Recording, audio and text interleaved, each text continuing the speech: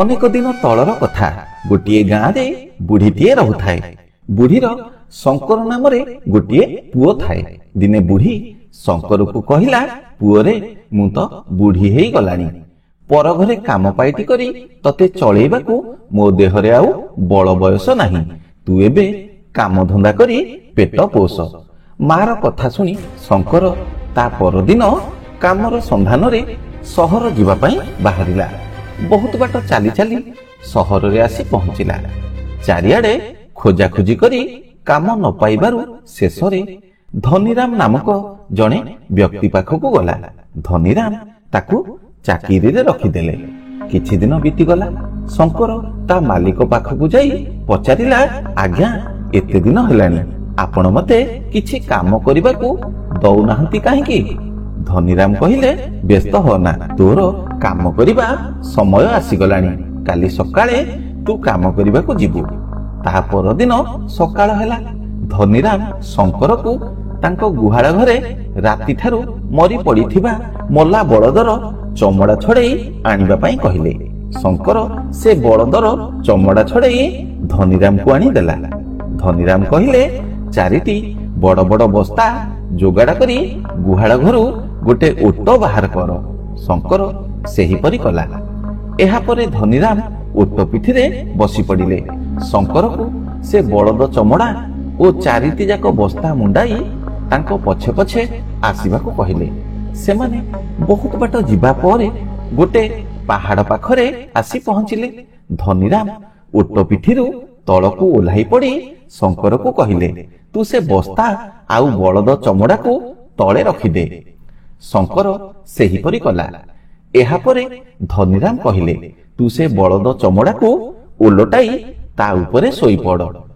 ମାଲିକର କହିବା ଅନୁସାରେ ଶଙ୍କର ସେ ଚମଡା ଉପରେ ଯାଇ ଶୋଇପଡିଲା। ଏହାପରେ ଧନୀରାମ ଶଙ୍କରକୁ ଚମଡା ସହିତ ଗୁଡାଇ ମଜବୁତ କରି ଏକ ଗଣ୍ଠିଲି ପରି କରି ବାନ୍ଧିଦେଲେ। ଆଉ ତାପରେ ଗୋଟେ ପଥର ଆଢୁଆଳରେ ଯାଇ ଲୁଚିଗଲେ। କିଛି ସମୟ ବିତିଗଲା। ଦୁଇଟି ବଡ ବଡ ପକ୍ଷୀ ଉଡି ଆସି ସେଠାରେ ପହଞ୍ଚିଲେ। ଚମଡାରୁ ତାଜା ମାଂସର ଗନ୍ଧ ଆସୁଥିଲା। ତେଣୁ ପକ୍ଷୀମାନେ ସେ ଚମଡାର ଗଣ୍ଠିଲିକୁ ପଞ୍ଝାରେ ଧରି ପାହାଡ ଆଡକୁ ଉଡିଗଲେ। ଅଳ୍ପ ସମୟ ଭିତରେ ପାହାଡ ଉପରେ ଓହ୍ଲାଇ ସେ ଚମଡାକୁ ନିଜ ଥଣ୍ଟ ଓ ପଞ୍ଝାରେ ଛିଣ୍ଡାଇ ଖାଇବାକୁ ଚେଷ୍ଟା କଲେ। ପକ୍ଷୀମାନେ ଏପରି କରିବାରୁ ଚମଡାର ଗଣ୍ଠିଲି ଛିଣ୍ଡିଗଲା। ଶଙ୍କର ବହୁ କଷ୍ଟରେ ତା ଭିତରୁ ଘୁଷୁରି ଘୁଷୁରି ବାହାରକୁ ଆସିଲା। ପକ୍ଷୀମାନେ ହଠାତ୍ ଏକ ଜୀବନ୍ତ ମଣିଷକୁ ଦେଖି ଡରିଗଲେ।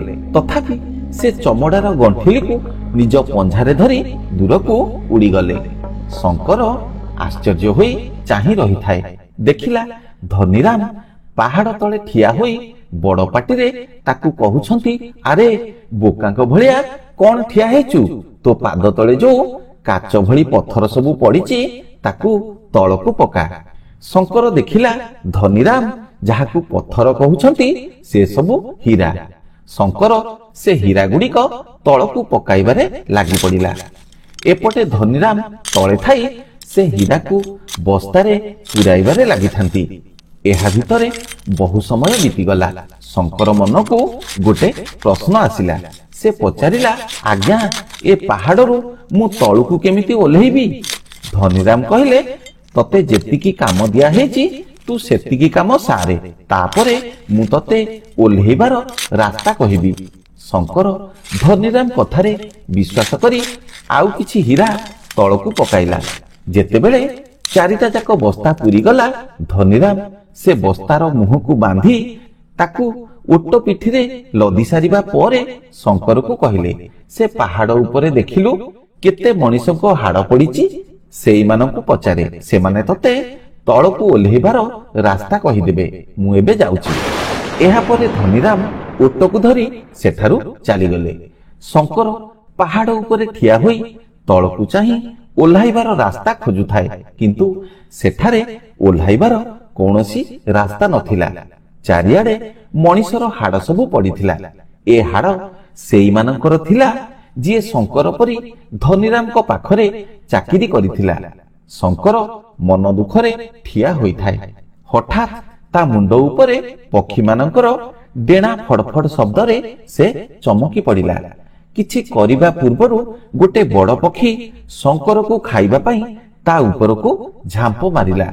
ଶଙ୍କର କିଛି ଉପାୟ ନ ପାଇ ସେ ପକ୍ଷୀର ଦୁଇଟି ଯାକ ପଞ୍ଝାକୁ ଜୋରରେ ଧରି ପକାଇଲା। ପକ୍ଷୀଟି ଶଙ୍କରକୁ ତଳକୁ ଫୋପାଡ଼ି ଦେବାକୁ ଯେତେ ଚେଷ୍ଟା କଲା ପାରିଲାନି। ଶେଷରେ ପାହାଡ଼ ଉପରେ ଚକ୍କର କାଟିବାକୁ ଲାଗିଲା।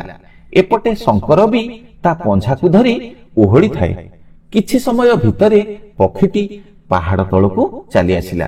ତା ସହିତ ଶଙ୍କର ବି ସୁରକ୍ଷିତ ଭାବରେ ତଳକୁ ଆସିଗଲା। ଏହାପରେ ଶଙ୍କର ସେ ପକ୍ଷୀର ଗୋଡ଼କୁ ଛାଡ଼ି ଦେବାରୁ ପକ୍ଷୀଟି ଆକାଶରେ ଉଡ଼ିଗଲା। ଶଙ୍କର ପାହାଡ଼ ତଳକୁ ଆସିବା ପରେ ସେଠାରୁ ଗାଁ ଆଡ଼କୁ ଯାଇ ଆଉ ଥରେ କାମର ସନ୍ଧାନ କରିବାକୁ ଚିନ୍ତା କଲା। ଏହା ଭିତରେ କିଛି ଦିନ ବିତି ଯାଇଥିଲା। ହଠାତ୍ ସେହି ଧନୀରାମଙ୍କ ସହିତ ଶଙ୍କରର ଭେଟ ହେଲା। ଧନୀରାମକୁ ଦେଖି ଶଙ୍କର କହିଲା, ଆଜ୍ଞା, ଆପଣଙ୍କର ଚାକର ଦରକାର ଅଛି କି? ଧନୀରାମ କେବେ ବିଶ୍ୱାସ କରିନଥିଲେ ଶଙ୍କର ମରଣ ମୁହଁରୁ ଜୀବନ ଧରି ଆଉ ଥରେ ଫେରିଆସିବ। ତେଣୁ ଶଙ୍କରକୁ ଦେଖି ଭାବିଲେ ଇଏ ଆଉ କିଏ ହୋଇଥିବ। ତେଣୁ ନିଜ ସହିତ ତାକୁ ଘରକୁ ନେଇ ଆସିଲେ। କିଛି ଦିନ ବିତିଗଲା। ଧନୀରାମ ଶଙ୍କରକୁ କହିଲେ, ଆମ ଗୁହାଳ ଘରେ ଯୋଉ ମଲା ବଳଦ ପଡ଼ିଛି ତା ଚମଡ଼ା ଛଡ଼େଇ ଆଣେ। ଶଙ୍କର ଚମଡ଼ା ଛଡ଼େଇ ଆଣିବାରୁ ଧନୀରାମ କହିଲେ, ବଡ଼ ବଡ଼ 4ଟି ବସ୍ତା ଯୋଗାଡ଼ କରି ଗୋଟେ ଓଟ ବାହାର କର। ଶଙ୍କର ସେହିପରି କଲା। 2 ଜଣ ସେହି ପାହାଡ଼ ଆଡ଼କୁ ଗଲେ। ଧନୀରାମ ପାହାଡ଼ ପାଖରେ ପହଞ୍ଚି ଶଙ୍କରକୁ ଚମଡ଼ା ଉପରେ ଶୋଇ ତାକୁ ନିଜ ଦେହରେ ଗୁଡ଼େଇ ହୋଇଯିବାକୁ କହିଲେ। ଏ କଥା ଶୁଣି ଶଙ୍କର ବୋକାଙ୍କ ଭଳିଆ କହିଲା, ଆଜ୍ଞା, ଆପଣଙ୍କ କଥା ମୁଁ କିଛି ବୁଝିପାରୁନି। ମତେ ଟିକେ ଦେଖେଇ ଦିଅନ୍ତୁ ମୁଁ କେମିତି ଗୁଡ଼େଇ ହେବି। ଧନୀରାମ କହିଲେ, ଏଥିରେ ବୁଝିବାର କ'ଣ ଅଛି? ଦେଖେ, ଏମିତି ଶୋଇବୁ। ଧନୀରାମ ଏତିକି କହି ସେ ଚମଡ଼ା ଉପରେ ଶୋଇପଡ଼ି ତାକୁ ନିଜ ଦେହରେ ଗୁଡ଼େଇ ହୋଇଗଲେ। ଶଙ୍କର ଆଉ ଡେରି ନ କରି ଚମଡ଼ା ସହିତ ଧନୀରାମକୁ ଗୋଟେ ଦଉଡ଼ିରେ ମଜବୁତ କରି ବାନ୍ଧି ଏକ ଗଣ୍ଠିଲି ପରି କରିଦେଲା। ତାଙ୍କୁ ଖୋଲି ଦେବାକୁ ଧନୀରାମ ଯେତେ କାକୁତି ମିନତି କଲେ ଶଙ୍କର ସେ କଥା ଶୁଣିଲାନି। ବରଂ ଅଳ୍ପ ଦୂରକୁ ଯାଇ ଗୋଟେ ପଥର ଆଢୁଆଳରେ ଲୁଚିଗଲା। ଠିକ୍ ସେତିକି ବେଳେ 2ଟି ବଡ଼ ବଡ଼ ପକ୍ଷୀ କୁଆଡ଼ୁ ଉଡ଼ି ଆସି ସେ ଚମଡ଼ାର ଗଣ୍ଠିଲି ସହିତ ଧନୀରାମକୁ ନିଜ ପଞ୍ଝାରେ ଧରି ପାହାଡ଼ ଉପରକୁ ଉଡ଼ିଗଲେ। ସେଠାରେ ଓହ୍ଲାଇ ସେ ଗଣ୍ଠିଲିକୁ ନିଜ ଥଣ୍ଟ ଓ ପଞ୍ଝାରେ ଛିଣ୍ଡାଇ ଖାଇବାକୁ ଲାଗିଲେ। କିଛି ସମୟ ଭିତରେ ଚମଡ଼ାର ଗଣ୍ଠିଲି ଛିଣ୍ଡି ଯିବାରୁ ତା ଭିତରେ ଧନୀରାମକୁ ଦେଖି ସେମାନେ ଡରିଯାଇ ଦୂରକୁ ଉଡ଼ିଗଲେ। ଧନୀରାମ ବହୁ କଷ୍ଟରେ ଉଠି ଠିଆ ହେଲେ।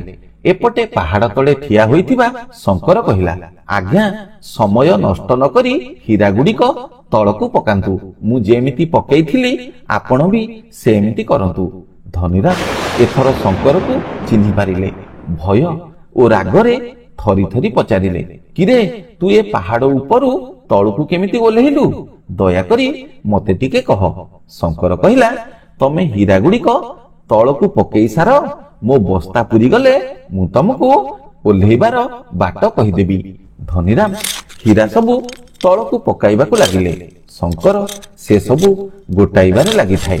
ଯେତେବେଳେ ବସ୍ତା ସବୁ ପୁରିଗଲା ଶଙ୍କର ତାକୁ ଓଟ ପିଠିରେ ଲଦିଦେଲା। ଧନୀରାମକୁ କହିଲା, ହୀରା ଲୋଭରେ ଆପଣ ଯୋଉ ଲୋକମାନଙ୍କୁ ମରଣ ମୁହଁକୁ ଠେଲି ଦେଇଥିଲେ ସେ ପାହାଡ଼ ଉପରେ ତାଙ୍କ ହାଡ଼ ସବୁ ପଡ଼ିଥିବ। ସେଇ ହାଡ଼ମାନଙ୍କୁ ପଚାରିଲେ ସେମାନେ ତମକୁ ତଳକୁ ଓହ୍ଲେଇବାର ରାସ୍ତା କହିଦେବେ। ମୁଁ ଏବେ ଯାଉଛି। ଏବେ ଶଙ୍କର ଓଟକୁ ଧରି ତା ଘର ଆଡ଼କୁ ଚାଲିଲା। ଧନୀରାମ ପାହାଡ଼ ଉପରେ ଥାଇ ଇଆଡ଼େ ସିଆଡ଼େ ଦୌଡ଼ି ଶଙ୍କରକୁ ଧମକ ଦେବାରେ ଲାଗିଥିଲେ, କିନ୍ତୁ ସେଠାରେ ତାଙ୍କୁ ଶୁଣିବାକୁ କେହି ନଥିଲେ। ଏବେ ଧନୀରାମକୁ ତା କୁକର୍ମର ଫଳ ମିଳିଗଲା। ଅଳ୍ପ ଦିନ ଭିତରେ ସେ ଭୂତିଆ ପାହାଡ଼ରେ ତିଳ ତିଳ ହୋଇ ତା ଜୀବନ ଚାଲିଗଲା। ଏବେ ଶଙ୍କର ଘରକୁ ଆସି ତା ମା ସହିତ ଖୁସିରେ ଜୀବନ କାଟିବାକୁ ଲାଗିଲା।